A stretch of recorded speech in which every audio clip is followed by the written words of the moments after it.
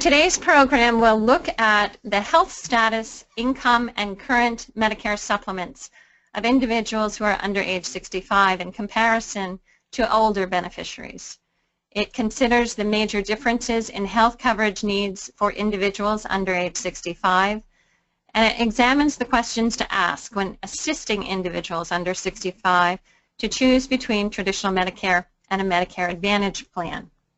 So the initial part of our presentation is a great deal of statistics, and I'm warning you ahead of time because there's a reason that it's important to know this particular population and their needs. Medicare beneficiaries under the age of 65 comprise 16% of total Medicare beneficiaries. Again, these are not rules of thumb, but it may give you a sense of what many younger people under the age of 65 on Medicare are facing. They often have lower incomes, they require more health care, and they find it more difficult to pay for and obtain care compared to Medicare beneficiaries over the age of 65. They are also more likely to have cognitive impairments, report themselves in poor health, and have limitations in one or more activities of daily living. So statistically, Medicare beneficiaries under the age of 65 have these types of impairments.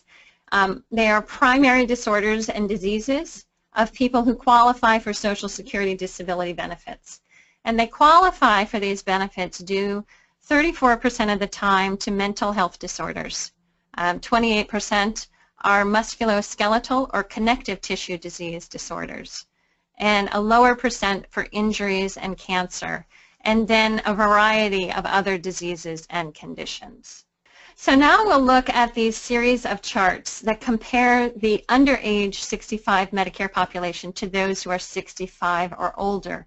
Again, to have a greater understanding of their circumstances and needs as you approach your strategies to counseling them. Rather than absorbing the actual numbers, which you can always refer to on these charts later, I'd ask you to think about the meaning of the impact. People under age 65 are more than twice as likely to report a cognitive or mental health impairment as their older counterparts. They are 3 times as likely to say their health status is fair or poor, and almost twice as likely to have limitations in activities of daily living. So looking at the annual income of Medicare beneficiaries, we see in the column of under age 65 versus over age 65 that financial security for those who are under age 65 is relatively less secure than those who are over age 65. And for an example, almost twice as many people under 65 have less than $10,000 annual income as those age 65 or older. And this is a very interesting chart that looks at the types of supplemental coverage. And I should stop and give credit. You'll see up in the top left-hand corner, this is data that was gleaned from 2012 Medicare information from the Kaiser Family Foundation.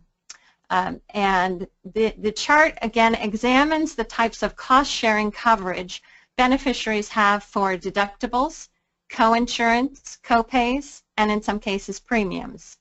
Those under age 65 are 3 times as likely to have Medicaid coverage. They choose Medicare Advantage plans slightly less often than those who are 65 or older. They are half as likely to have an employer-sponsored supplement. And this is a key. I'm going to try to drag my pointer over here to the Medigap. So you see in the Medigap line that 2% of people under the age of 65 have Medigap plans versus 17% of people who are 65 or older. That's significant, of course. There are no federal law protections for beneficiaries who are under age 65, and there are no guaranteed issue rights.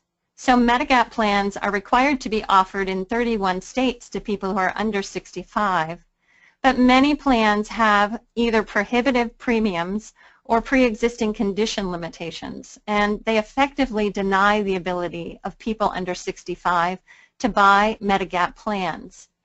I'd also note, you see down here that 21% of people under age 65 have no supplemental coverage to Medicare, to traditional Medicare, whereas 12% of people over 65 do. So then I want to turn to looking at spending by type of service. So you see that the total spending for someone who is under the age of 65, these are annual rates, I'm sorry, whoops, just moved this slide, are significantly higher total spending for people who are under the age of 65. 85% of that is due to an increased cost in Part D drugs. So you see that an annual rate of about $3,800 versus less than $1,200 in Part D drugs. So the great deal of significance in spending for Medicare beneficiaries under age 65 has to do with Part D drugs. I will also say that statistically, it's not that they're using that many more medications, it's because their medications are more costly, the ones that they are taking. So again, focusing on that very significant number for the prescription drug coverage. It's very important to people who are under 65 to be able to access medications. Most beneficiaries under age 65 are in a Part D standalone plan. A quarter of them are in their MAPD plans. And statistically, beneficiaries under 65, again, don't take the medication at a greater frequency, but the medication itself is much more costly.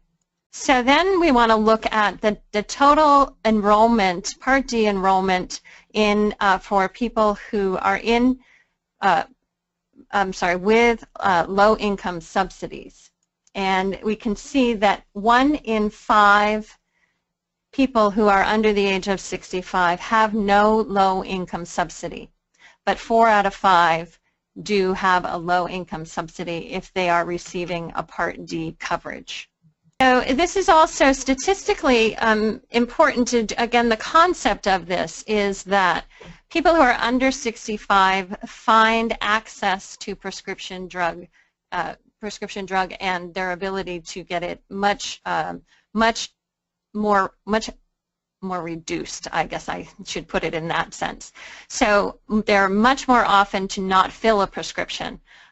They are spending less money to save for needed prescriptions. They're delaying getting their prescriptions. They're taking smaller doses, or they're skipping doses at a much higher rate for people who are under 65. So the medication piece, even if there's a small cost out of pocket to beneficiaries for medications, they're finding it very difficult to obtain their prescription drug coverage. So in summary, looking again at the Medicare beneficiaries who are under age 65 and their greatest barriers to care, they see that access to care is often limited by the cost. They're 3 times less likely to see a doctor. The higher rates of health problems require multiple provider sources, and multiple sources can be more difficult for beneficiaries under 65 to navigate getting the coordination for that care.